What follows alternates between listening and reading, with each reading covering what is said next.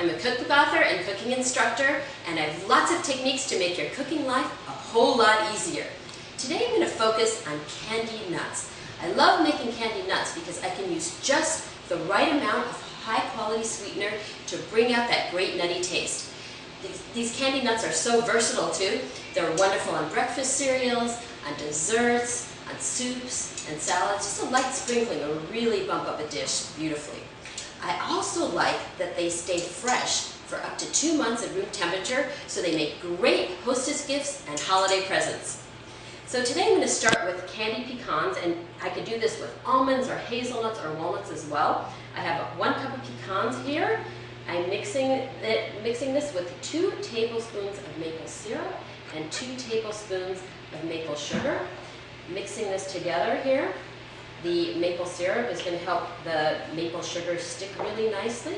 And then I'm going to lay this on a parchment-covered baking sheet and put this in a 325-degree oven for 15 to 20 minutes. And all I have to do during that time is give it 1 stir so that it cooks evenly. And I will see at the end of that time that the nuts are going to be beautifully dry.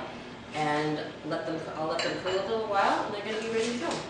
So now I'm going to put them in the oven.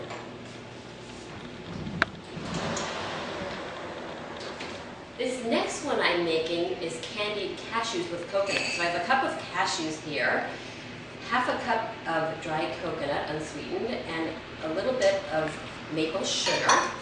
And in this one I'm adding some cayenne and some salt, and we're going to have a beautiful juxtaposition of flavors of sweet and spicy. This is absolutely delicious on top of soups. And in this one, I'm adding an egg white to bind the whole mix together. So I'm mixing it in. And pretty much like the pecans, this one cooks about 15 to 20 minutes at 325. The only difference being on this one, we want to mix twice because it starts to cook from the edges in, and coconut's a little delicate. We want to make sure you don't burn it. So we'll give it 2 stirrs during that time. So again, I'm spreading it out on my parchment-covered baking sheet. Parchment is one of my favorite tools in the kitchen. It makes cleanup so easy. Make sure, and I'm not going to have anything sticking. So I'm ready to go here, and in the oven it goes.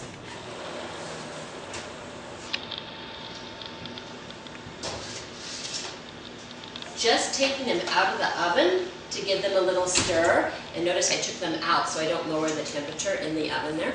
And on these, you can see that they're getting drier, and they look like they're done when you first look at them, but then when you stir them, you can see that they do need a little bit more time. They're still a little wet on the inside. We want them all to be nice and dry.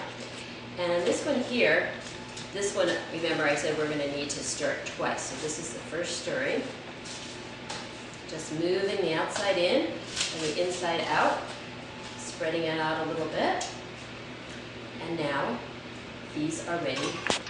I've just taken both trays out of the oven. You can see from these pecans here that they're totally dry. They look done. They're ready to go. We just need to let them cool for a few minutes, and I'm ready to bag them, put them in my beautiful holly bags. These here, you can see that these are ready because the coconut is golden, everything is golden, the color is nice and even. Again, I have to let these dry, just cool off and firm up a little bit more for 5 minutes. Now remember, I've stirred these twice. So I have here a tray that is all ready to go. I made this a little while ago, and I have here my bag. I'm all ready to fill this. Make some great holiday gifts.